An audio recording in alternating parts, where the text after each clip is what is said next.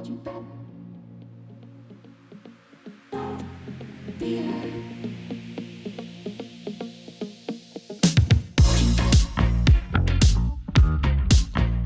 and welcome to the Career Clinic, the podcast where we ditch the corporate jargon, get curious about the world of work and have real conversations about what it actually takes to thrive in your career. I'm Joanna Thomas and I'm joined today by the absolutely brilliant Natalie Savery. Now, if you've ever found yourself wondering, what does good management actually look like? This one's for you. We're talking leadership without the ego and why being a great manager has nothing to do with knowing all the answers. Natalie is a total powerhouse, wise, warm, and wonderfully straight talking. We dive into why micromanagement is out, why trust is everything, and what it really takes to build a high performing and happy team. Whether you're new to leading, thinking about stepping up, or just trying to survive that weekly team meeting, this episode is packed with insight, honesty, and a bit of heart too. So here we go. Natalie, thank you so much for joining me today. It's honestly such a pleasure to have you here. Thank you so much, Joanna, and thank you for having me. I've been looking forward to this as well. Been really looking forward to this chat. I think the theme of what good management actually looks like is one that many of us are really curious about, whether we're new to leading teams or we've been doing it for years or whether we have management, I love talking about this topic because I do think it's a little bit of there's lots of misconceptions in terms of what good management is. And I know we'll sort of get into that later, but just to sort of kick us off in terms of who we are and what our sort of part in all of this is. So we are a learning and development company. Our mission really is to develop people at all levels, although we do predominantly provide leadership development as one of our core functions. And we do that through a variety of different learning and development approaches. One of the first misconceptions is that you need to go on an ILM to be a great manager. And ILMs are great. We do ILM courses. We do run the level 5 and the level 7, but they're just at the end of the day, unless you put that into practice, they are a piece of paper. Right. So it's something that great leadership development is really about that putting things into practice element, and that's where our name comes in. Right. So the name sometimes surprises people. So nobody generally has heard of the Leaderful concept. So our name is Leaderful Action. The Leaderful concept is about developing leadership skills at every level. This idea of leaders at the top and followers at the bottom just isn't in tune with the modern workplace anymore. Right. We need leaders, don't we, at every level. We need people to take leadership, take ownership, take accountability, be aware of their own sort of self and how they're impacting on people. So it's developing those leadership capabilities, in everyone, right the way through from, somebody just starting out in their career to, a CEO or board member.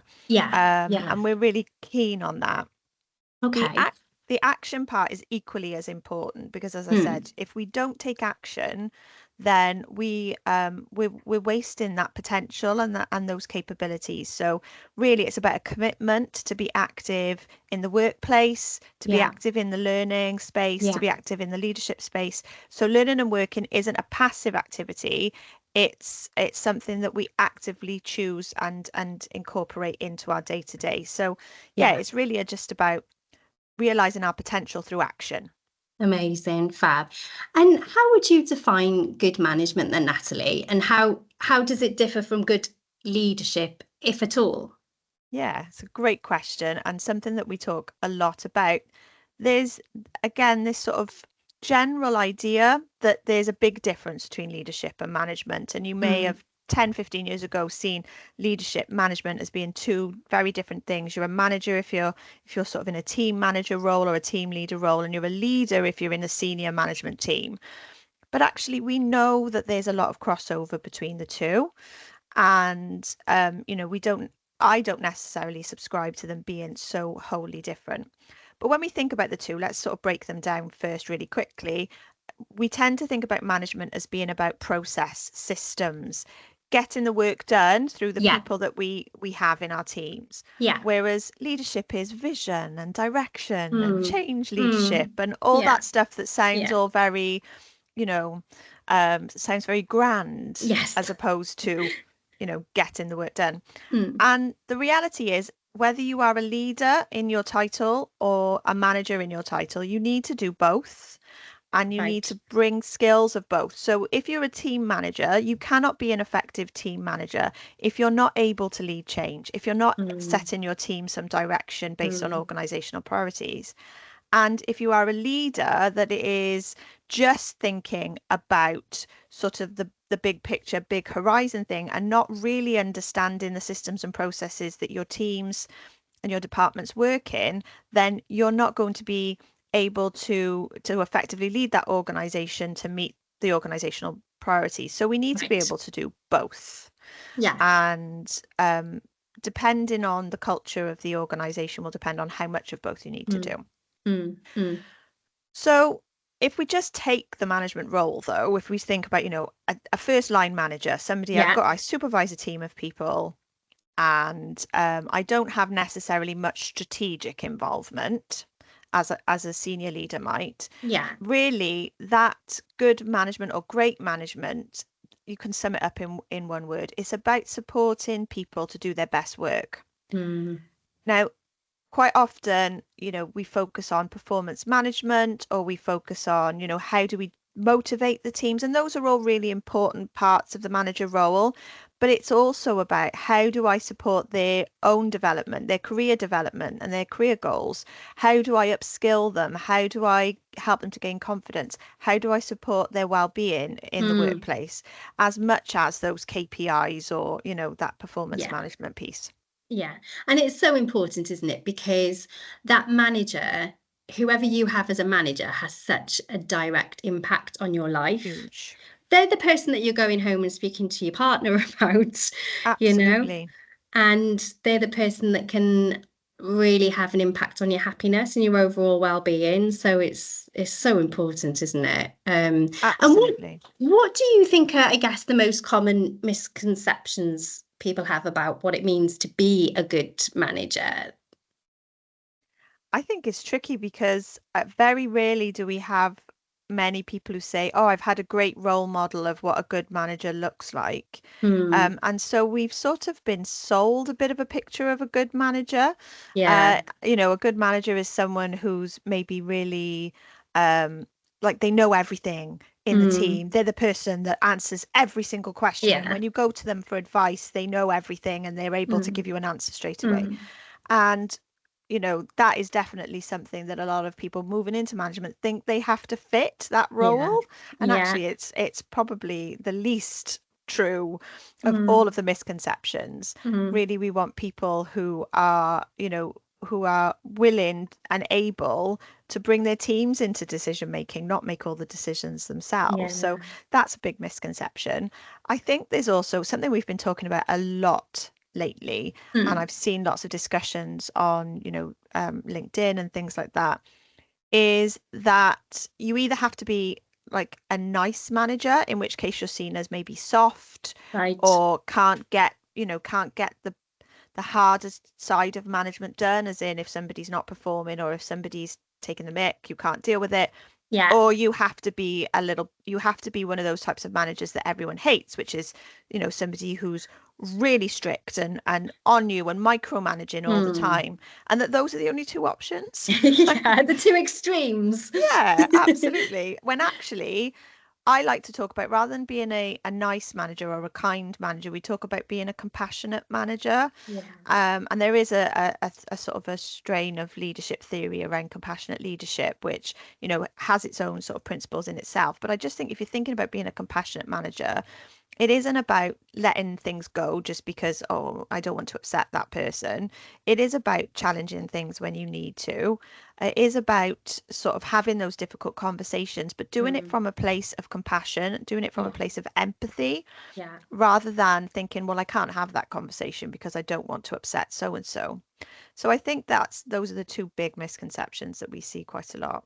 Yeah, and I guess having that balance between being approachable and empathetic while still holding people accountable. Definitely. How can managers balance that effectively, Natalie? It's really tricky, isn't it? Because we're all human. And we can go into conversations with our own I guess our own baggage and again our own role modeling. Maybe we've only ever seen a manager that is very gentle or a manager that is very hard nosed, and so it starts with self-awareness, I think. I think a lot of what we do as managers and leaders starts with self-awareness, actually. So if I had one tip, it's to really think about how you understand your own reactions to things and what will sort of trigger you into different types of reactions. So, I've coached senior managers who've had real issues when members of their team have cried in front of them. They can't cope with that. And so they do one of two things. They either go completely robot-like and sort of just, don't really know what to do, or they backtrack on everything they've said and become super soft and super sensitive. And neither of those things really help. So I think understanding how you react to different scenarios so that you can effectively prepare for those scenarios. So if you've got somebody who is going to get a bit upset or a bit defensive, you already know how you're going to react in that situation. And that means you can have a more conscious, intentional way of managing that situation rather than it being something that just sort of happens based on your own context and your own sort of way of thinking. And when speaking to candidates, a lot of the reasons that candidates who I speak to, the reasons why they're looking for new roles or aren't happy in their positions does come down to management. And a lot of that is that word micromanagement. So micromanagement, nobody likes it. I've never met a single person who said to me, as a candidate, oh, I absolutely love my role. Yes, I'm being managed and it's brilliant. Absolutely. So why do people do it? Why is it even a thing?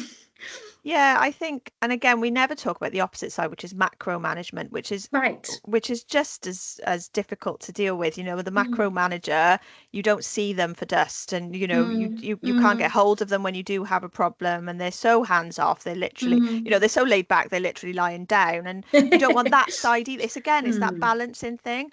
I think there's a lot of different reasons why people micromanage. As a reformed micromanager in my early career, very early on, when I didn't have any management skills, for me, it was about fear, fear of losing, I guess, control. If I was micromanaging it, could be done exactly the way I thought it should be done because I'm the manager and I should know how it should be done. There's a little bit, I hear a lot about people saying, well, if I don't have the answers, or if I'm not steering this or pushing it, what am I doing as a manager? Shouldn't I have a really good idea? What if somebody asks me what's going on with this? And I was in our finance meeting this morning with a member of the team, and she said, oh, what's happening with this invoice? And I said, well, I don't know because I don't lead on that project. And for a lot of people, that's a really uncomfortable place. That they feel that they should know about everything because they're the manager. And of course, they know about what all of their staff are doing. I think the other thing, and this is a really tricky one, but it's about trust.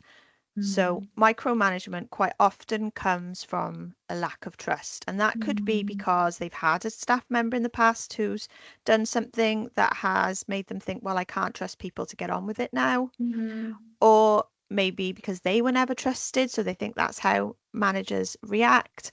But when we trust our team, 99% of the time, not even 9 times out of 10, 99% of the time, people want to do a good job. But sometimes we can come into this management role thinking we need to make them want to do a good job. And part of that is watching them like a hawk because we can't possibly trust that they're adult enough to do it by themselves and to have some autonomy. There could be loads of reasons why that is. But I think for me, we talk quite a lot about trust. And I think we need to extend trust more in the workplace, rather than this idea. We've got this saying, haven't we, in the UK, trust has to be earned. Well, actually, what if we just extended trust from day one? And okay, some will maybe take advantage of that. But in my experience, those people are few and far between, and then we deal with them. We put the right processes in place. But when we extend trust, you will most likely find that the majority of people in your team will take that trust, will feel valued by that trust, and they will want to do work because they are trusted and valued. Yeah. And I imagine that, when you are trusted by, your manager, you have more respect for them as well. Absolutely. And therefore you do want to do a good job. Yeah, absolutely. And what do you think, Natalie, a healthy, high-performing team actually looks like, and, what the manager does in cultivating that? Yeah, there's a really great framework by a guy called Patrick Lencioni, which is called the 5 dysfunctions of a team. Right. He talks about the 5 dysfunctions. They're the opposite of, obviously a functional team, because then you, I guess, work back from the dysfunctions to functions. And I just really like it as a concept, because actually it starts with trust. So it's put together in sort of a triangle shape, and at the very bottom, the bedrock is trust.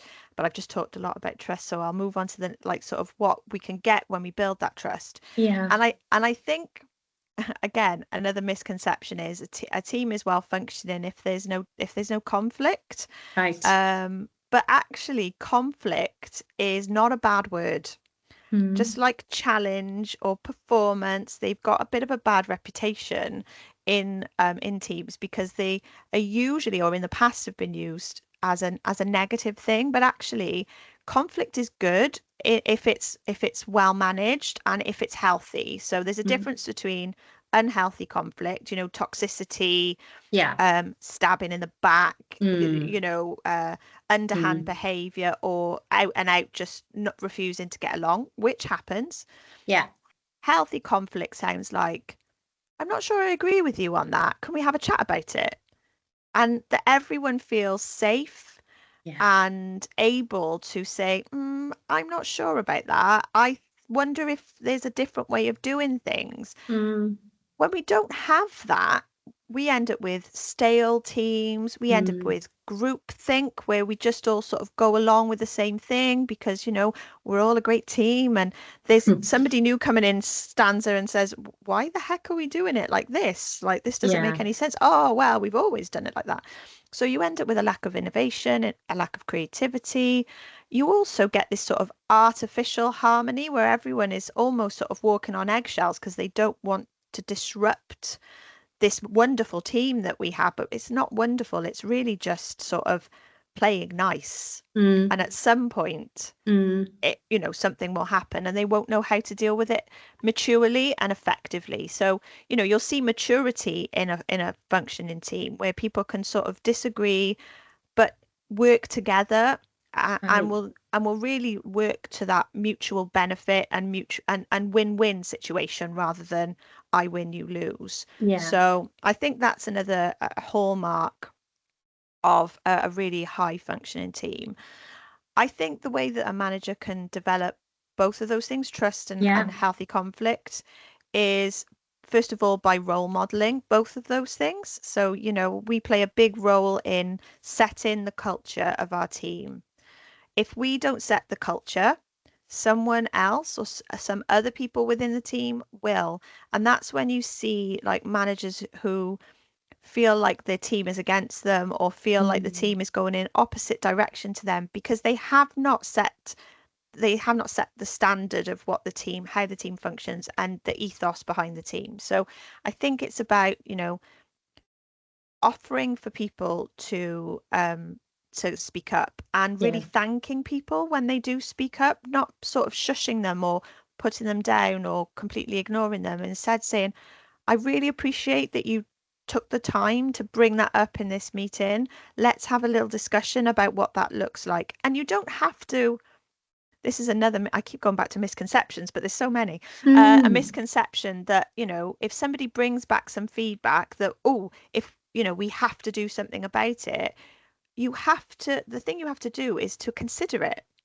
Yeah. You might not be able to implement it, but considering it and really thinking and reflecting on it and then feeding back to them just shows that you've listened, even if you can't do anything at all. Being listened to is so important to us as human beings.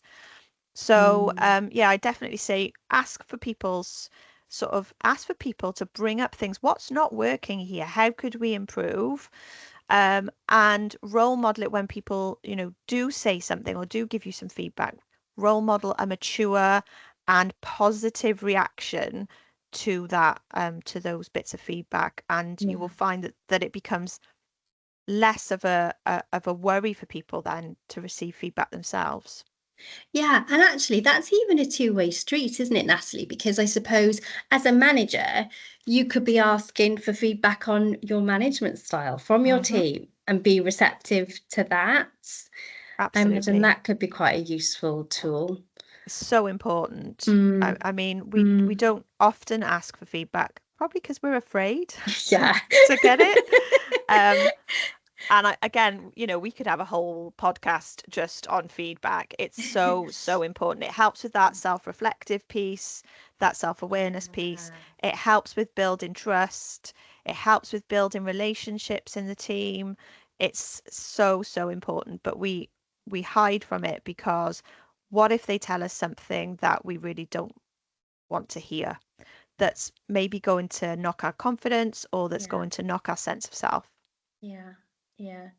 And how do we become more self-aware, Natalie? That's probably a really difficult question. No, I don't know. It's a difficult question. It's a big question because how we become self-aware is multifaceted, and also it's different for different people. So, mindfulness, for example, does not work for me. My brain goes 100 miles a minute, but I can't sit and sort of do some mindfulness. But for other people, mindfulness can have, a really positive impact on their self-awareness. It allows them to sort of really feel the emotions that they're going through, feel what it's like in their body and in their brain, and listen to their thoughts. But that's not going to work for everybody. So I think it's quite personal in terms of the practices that we can undertake to increase our self-awareness. But there's a really interesting piece of research. I forget the researcher. I'll dig it out for you. But that says that something like, I'm probably going to butcher the numbers now, but something like 80 to 90% of people think they're self-aware, when actually, and I know these are correct, 10 to 15% of people are actually self-aware. So there's this like 70% of people walking around thinking that they know themselves and understand themselves. And these will be leaders, these will be managers walking around thinking, yeah, I know myself, I know my reactions. And actually they have a very surface level understanding of who they are and what triggers them and how they react to things. So it's an absolutely essential part of our development to get to know ourselves and and how we present ourselves to the world, because self-awareness is multifaceted in itself. So I need to understand myself and my own reactions. What happens when somebody sort of speaks to me in a certain way, or what happens when I'm tired, what happens when I'm stressed. But I also need to understand how my reactions impact on others. And maybe how I need to not change myself, but adapt my approach and my reactions depending on the situation. And the best leaders know how to do that. They know how to bring that compassionate piece when they need to. They know when, they need to dial up their directness and, and lead the way. So it is absolutely fundamental to development for everyone, but particularly leaders. And it sounds, Natalie, as well, like a lot of this is around emotional intelligence as well. Yeah. So if you're somebody, is emotional intelligence something that you are essentially born with, or is it something that you can develop? Great question, Joanna. It is definitely a skill. We Okay. think that people are either emotionally intelligent or not, and there's a little bit of trait base in there. So, some people might be better and find it easier to develop than others. There's a tool that we use called the EQI 2.0, which is based on the Reuven Baron emotional intelligence model. Yeah. And they do, so this tool, without going into massive detail, but it's used all over the world. And so as a result of that, they collate information, data from everyone who completes the assessment for this tool. And then they produce data on, different elements of emotional intelligence based on gender, country you live in, age, all Yeah. those sorts of things. And what we see in that data is it's not that women are more emotionally intelligent than men, or that younger people are less emotionally intelligent than as you get older. It's more that different parts of emotional intelligence develop differently. So unsurprisingly, there are certain elements such as the sort of the social side of emotional intelligence and the relationship building that women tend to score higher in than men.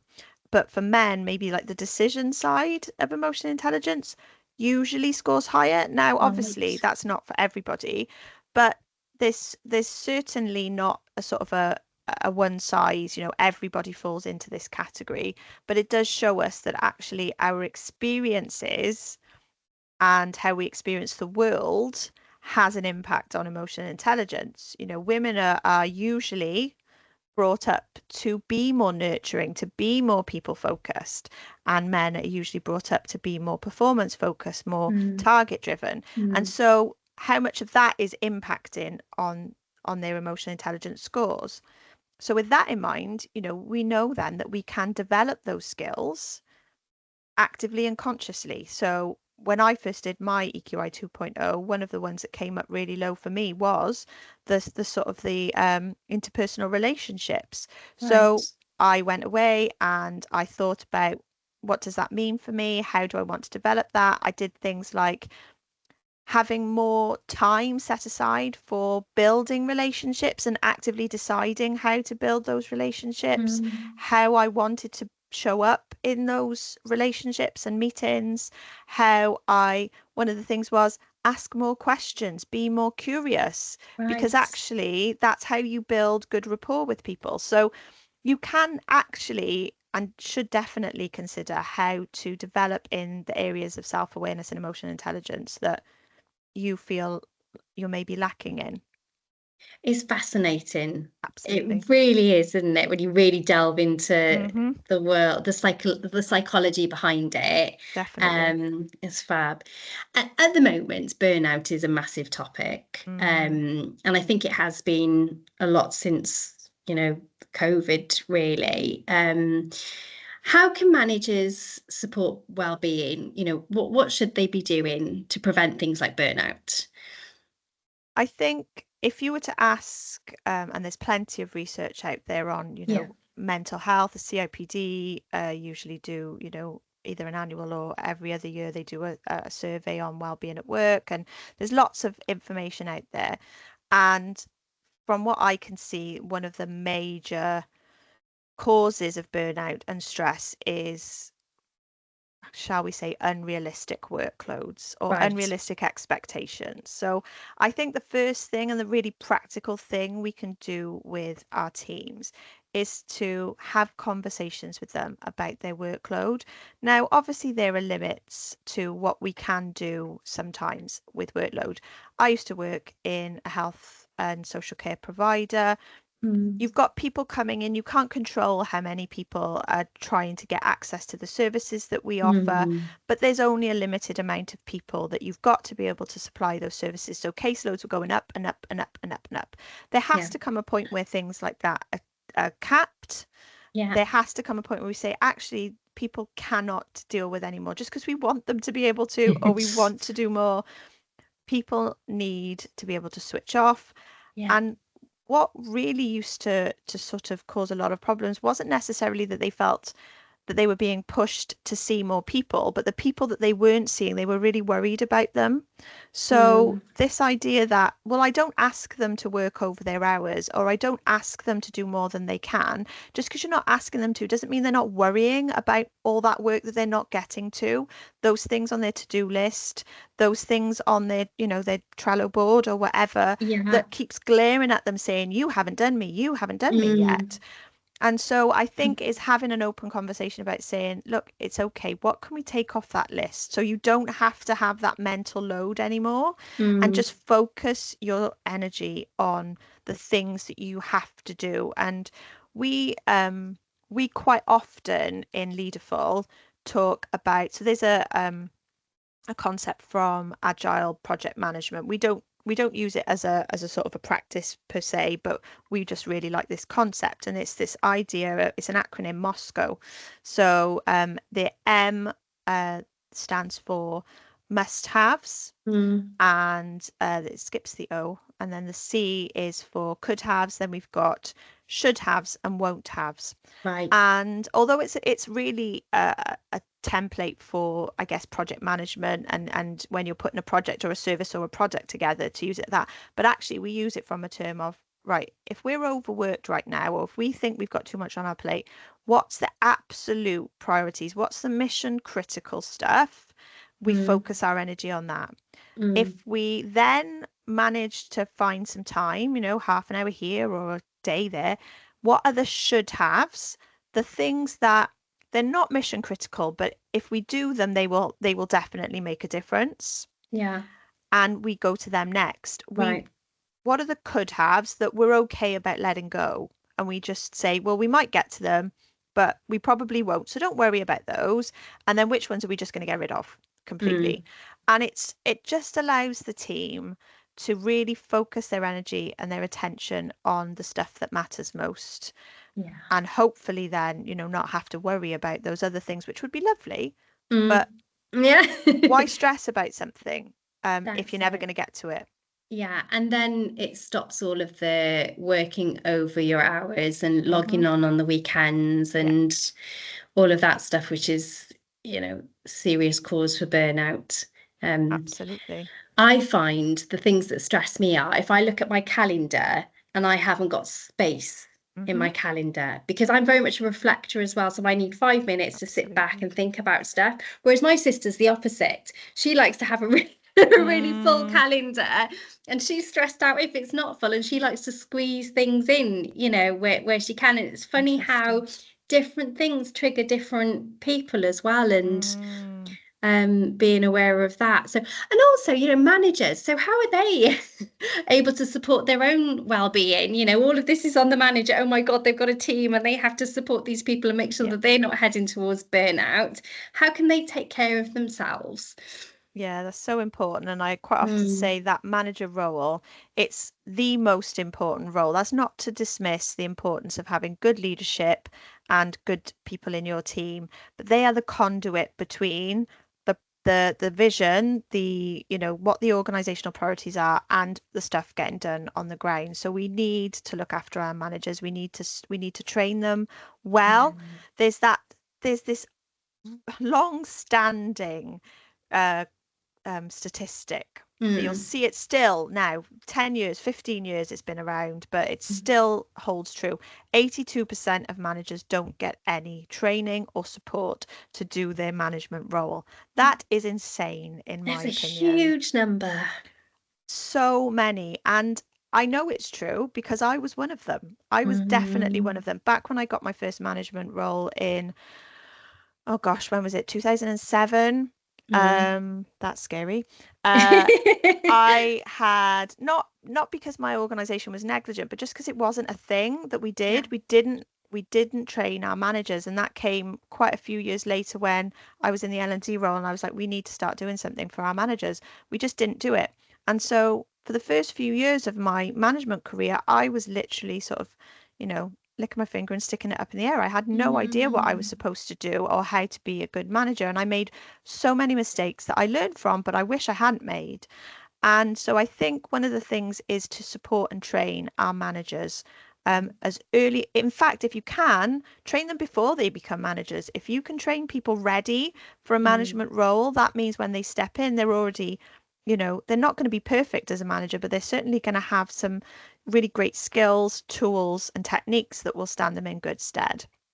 I think having a good supportive manager themselves, or well, that's obviously ideal, but or another person, a mentor, a coach, someone that they can access that will help them to navigate the difficult decisions that they have to make or the difficult processes they have to follow. I I definitely think those, managers really need support themselves, and they need to have, it can be quite a lonely role when you're in a team of say 8. I've got 7 other people who I can talk to and who's on the same level as me and who, I can have a little bit of a moan to if I need to, because that's normal and healthy. Yeah. But if I'm a team manager, who do I go to? If I go, I can't say anything to my team, and if I go to my manager, they're going to think I can't cope. Who is appropriate for me to sort of have an outlet, and have a support from them. So if you've got multiple like team managers in your organization, creating a space for them to come together and support each other as well can have a massive, massive impact. Fab. And what is one piece of advice that you would give to every manager listening to this podcast today, Natalie? Who's maybe in that position where they're feeling like, oh God, I need support actually, and I am myself heading towards burnout. I would say it's got to be speak to someone. Yeah. If you could speak to your own line manager or another senior leader in your organization, I always advocate for your own line manager. They should know what's going on for you. But I recognize that not everyone is in the position to have a really great supportive line manager that they feel comfortable talking to. So another appropriate, it could be your HR leader, it could be, another senior manager that is appropriate. And speaking, that problem shared, problem halved, there's a lot in that. And having someone to talk to is a huge, I just think is one of the great, the great benefits really. I think if I can say another thing, another top tip is to forget trying to be the perfect manager. Yeah. There's no such thing. The best managers, as I said, are self-aware, but they're adaptable. There is no one way to manage. There is no one way to make a brilliant team. You have to find a way that's authentic and that works for you, that works for your team, and that works in your organizational culture. So don't try to be perfect, because that doesn't exist. It is funny, isn't it? Because you do naturally have this perception that if you're stepping into a management role, you have to have all the answers and you have to be the expert. And oh my God, what if one of my team asks me a question and I don't know the answer? I'm going to look so silly. And it's just not the case at all, is it? Absolutely not. Absolutely not. Yeah. One of the best skills, in a manager is the ability to let go and to use coaching instead of directing and advising. When we allow our teams to be part of the decision-making process, be part of the accountability of the team, then that takes a lot of pressure off us. It develops them at the same time. It gives, opportunity for new ideas and new ways of working. Definitely take your foot off the control pedal and let people help you as much as you help them. Yeah, and I guess, you're adding to your team experts for a reason. They're supposed to be the experts. So if you're building a really good, strong, high-performing team, then you kind of want people on that team to be better than you anyway. That is such a great way of thinking about it, Joanna. Yeah, there's this idea that actually we're supposed to be the experts in the room, but actually it's far better if your team are the experts in the room, and then you're just doing the work of drawing that out of them and bringing them all together to work really well together. Yeah, and motivating, keeping them motivating and happy, because that's what you want as a happy team, isn't it? Absolutely. Yeah, fab. If you could wave a magic wand, Natalie, and change one thing, just one thing, about how we manage people in the workplace from what you've seen in your experience, what would it be? I think we've just sort of we've just sort of said the one thing. It's have more coaching conversations Yeah. and bring your people into that conversation. Yeah. Get out of their way and let them do great work. Fab. Okay. And where can listeners connect with you and learn more about Leaderful Action, Natalie? Yeah, so we've got a fab new website. So we're in the process of sort of finishing that up, but you can reach us there on leaderfulaction.com. We're also on LinkedIn, Instagram, and Facebook.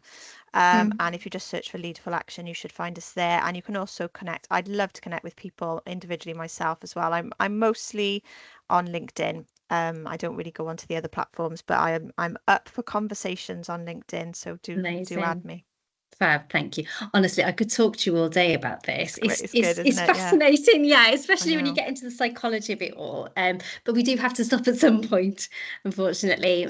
But it's been brilliant. Thank you so much for joining me and sharing all of your wisdom, Natalie. Honestly, you've given us so much to think about, and I'm sure that anyone listening who is keen to step into management, or managers out there listening looking for some guidance, would have found this so helpful. So thank you.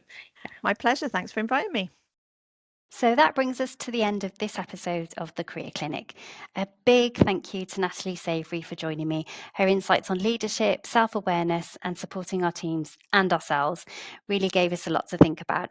It's a reminder that great management isn't about having all the answers. It's about curiosity, compassion, and learning as you go. If today's conversation struck a chord with you, please feel free to share it with a friend or colleague. You can connect with me, Joanna Thomas, over on LinkedIn, and you'll find Natalie and the Leaderful Action team there too.